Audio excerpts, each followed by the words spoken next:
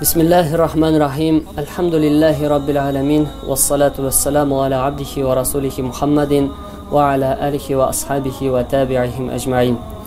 Barcha maqtovdonlar Alloh taolaga gina bo'lsaydi, ham ko'ngillaribizdan chiqqan salovat shariflarimiz suyukli payg'ambarimiz Muhammad Mustafa sallallohu alayhi va sallamga borib erishsaydi. G'arab tilida qalb, yurak so'zi bir necha ma'noga ega. Shuning bir nechasini aytib ketasi kela aylanu, o'zgaru. Shundan da kishi yuragi ko'p vaqtda o'zining holatini tonimaslik etib o'zgarta oladi. Payg'ambar sallallohu alayhi va sallam bizga har vaqt Alloh taolo rizoligini olirga tirishirga ham Alloh taoladan bizni dindan g'atun surarga qo'shadi. O'lg'ana tugul payg'ambar sallallohu alayhi va sallam yishqina ya muqallibal qulub sabbit qalbi ala dinik deb duo qilgan. Ey yuraklarning holatini o'zgartuvchi, mening yuragimni o'zining diningdan niq qilsang edi deb duo qilgan. İslam tarixində kişilərinin başta müşrik bulub, ondan so'ng Alloh taolaga iymon keltirib, Alloh taolaning elchisi, Alloh elchisi sallallohu alayhi va sallamning yo'lina ergan kişilərning tarixlari bek ko'p. Tarix sahifalarında Umayr ibn Wahb, Sumama ibn Uthal, Umar ibn al-Hattab ham boshqa shunday mashhur shaxslarning islom qabul etuv tarixlari yozilgandir. Bugün indi inşallah silab ketasi kelgan ayber ol Umar ibn Wahb radhiyallohu anhuning islom qabul etuv tarixi. Badr so'g'ishidan Umar ibn Wahb isen qayta. Hamul vaqtda ol mushrik bo'lar. Payg'ambar sallallohu alayhi va sallamga ham indi Alloh taolaga qarshi so'g'ishirga jur'at etadi. Lekin Alloh taolo marhamatli zot, ol bir vaqtda da g'azabni oshiqtirmay, kishiga g'afu itirga, ya'ni tavba itirga mumkinlik beradi. Ham Umayr ibn Wahb Makkaga aylanib qayta, onun ko'ngli to'la nafrat bo'ladi. Onun o'zining o'g'li payg'ambar sallallohu alayhi va sallamning g'askarini asir bo'lib tushadi. So'ndan u Ka'batullohga kela ham anda Safwan ibn Umayya degan kishi bilan ko'risha, ham ikkisi Badrda bo'lgan voqealarni so'ylashalar.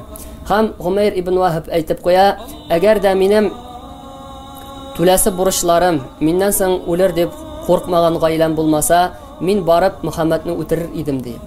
Safvanning bunday mumkinlikni chiqindirasi kelmay ham ayta, ayda men sening butun burchlaringni o'z ustima olam, mening molim ko'p, senga da sening oilangga da yetar, men ularni tutarman, asin niyatingni turmushga oshir deydi. Ham Umayr ibn Wahb Makkadan Madinaga toba yo'nala, o'zi bilan qilich ola, qilichdan jarohatdan o'lmasa og'udan o'lsin deb payg'ambar sallallohu alayhi va sallamga deb og'u azirlab o'zining endi qilishini yog'ib ketadi. Bu vaqtda endi Umar ibn al-Hattab radhiyallohu anhu o'zining sahobalari bilan Madina masjidi qirida o'tiralar, ham indalar Badrda Alloh taolo musulmonlarga bergan yordam to'rinda so'ylab, Alloh taolaga shukr etib o'tirgan bo'ladilar.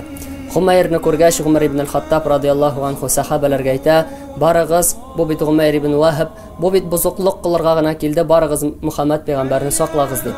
Ham o'zi tezgina borib Umayr ibn Wahbni yoqasidan tuta, ham payg'ambar sallallohu alayhi va sallam yonina olib kiradi.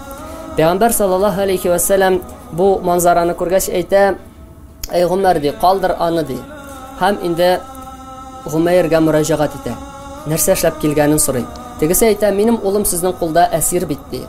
Tegese payg'ambar sallallohu alayhi va sallam ayta, "Shunga g'ina keldingmi?" de. Tegese, "Ayye, shunga g'ina keldim" de. "Narsaga kerak senga o'l mo'yningda beylangan qilich olaysa" de. Alloh taolo ularni qabahat qilsin, alla ular bizga sizga qarshi yordam etdilarmi Badr so'g'ishida de, biz sizdan jengildik de. Shundan endi payg'ambar sallallohu alayhi va sallam Safwan ibn Umayya ham Umayr ibn Wahb orasida bo'lgan silashuvni so'zga so'z aytib beradi. Ham Umayr ibn Wahb bir tin tilsiz qola ham ayta, "Shahidlik beram shinliqda sen albatta Allohning elchisi" de. Ham endi shinlabda payg'ambar sallallohu alayhi va sallamning Alloh elchisi ekanligini iymon keltira, Alloh taolaning birligini iymon keltira, ham endi islom dinini qabul etadi. Shusha kichkinagina qissadan da ko'ramiz, endi Alloh taolo kimni tilasa islom dinini keltira, nindi yo'l bilan tilasa shunday yo'l bilan keltira. Shunga da endi hali biz bugun ertan musulmon bo'lib turganmiz ekan, kechga hali bizning musulmon bo'lishimizda bir nindi garantiya yo'q. Kishi bugun dinsiz ekan, kechga ol musulmon bo'lmas degan bir nindida va'da da yo'q. Shunga da endi Alloh Rabbimiz har barchalarimizning da ko'ngillarimizni o'zining dinidan g'itsaydi, ham o'zining rahmati bilan jannatlarga kirsaydi. Va qulu qawli hada va astaghfirulloh li va lakum va li sayri jamaatil muslimin innahu huval ghafurur rahim.